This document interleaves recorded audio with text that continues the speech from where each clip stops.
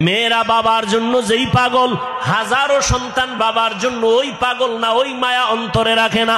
যার কন্যা আছে সে ছাড়া বুঝানো যাবে না। মেয়েরা বাবার জন্য যে কত আশিক।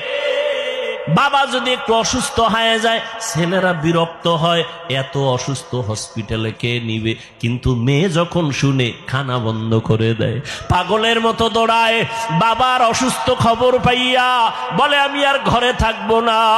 বাবায় কই বলে হসপিটালে, কয় দৌড়াও। ওই মেয়েটা বাবার কাছে যায়, বাবা এত কষ্ট পাইও না, কাঁদিও না। একটা মেয়ে বাবার জন্য এতটাই ফেদা, এতটাই মায়া মোহাব্বত নিয়ে চলে। একটা মেয়ে চায় তার কলিজাটা কাইটা বাবার জন্য দিয়া দিবে। ওই মেয়ে পাইয়া যারা খুশি না, তোমাদের কপাল বড় খারাপ। নবী বলেন একটা কন্যা পাইছো, একটা জান্নাতের মালিক হয়ে গেছো। দুইটা কন্যা পেয়েছো, দুইটা জান্নাতের মালিক হয়ে গেছো।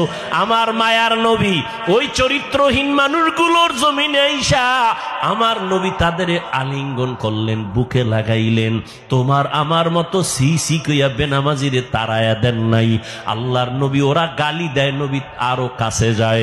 ওরা লাত্তি দেওয়ার চেষ্টা করে, নবী আরো কাছে যায়। ওরা গালি দেয়, ওরা বদনাম করে, নবী প্রশংসা করে। ওরা জবান বন্ধ রাখে, বেজার হয়, নবী বারবার হাসি দেয়, আসো। নবী এমন ভাবে তাদের মহব্বতের বন্ধনে আবদ্ধ করলেন। মাত্র 13 বছরের ব্যবধানে মক্কার মানুষগুলো এত দামি হয়ে গেল। নবী একটা বেতের বাড়িও দেন নাই, একটা গালিও দেন নাই। নবী চোখ গরম করে কারো দিকে তাকান নাই। নবী গালি শুনছেন কিন্তু জবাব দেন নাই।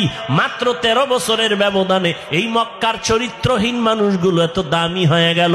আল্লাহ জিব্রাইল আমিন রে পাঠায় বলে, যাও লিস্টি দিয়া দিলাম, লিস্টির মধ্যে নাম আছে। নবীকে বলো ঘোষণা দিয়া দেয়, এই লিস্টিতে যাদের নাম আছে সবাই বিনা হিসাবে জান্নাতি।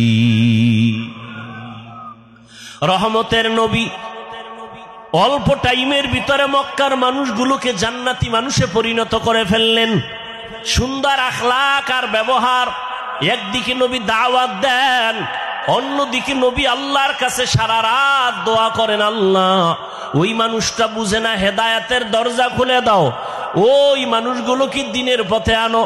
তায়েফের ময়দানে আমার নবীর আদর্শের দিকে তাকাও। তায়েফের ময়দানে ওই কাফের ওরা সবাই নবীজিরে দেখা ছোট ছোট বাচ্চাগুলোরে লেলিয়ে দিল। বলে পাথর মেরে মক্কার এই পাগলটারে তাড়ায়া দাও।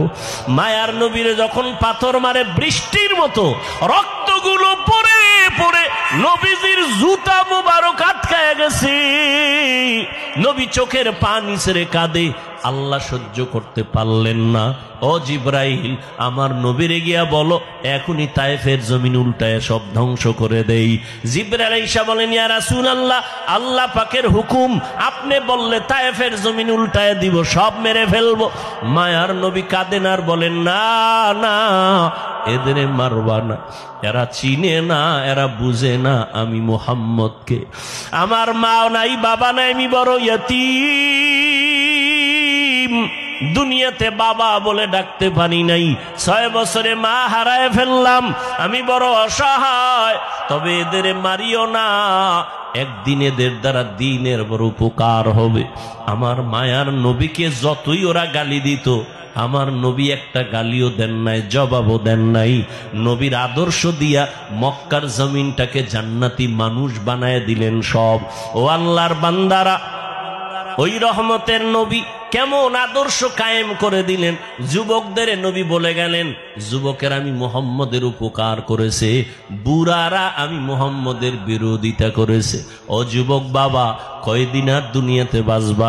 আমি কিন্তু এতক্ষণ চিল্লাইলাম, তোমার পায়ে ধরে ধরে বয়ান করলাম।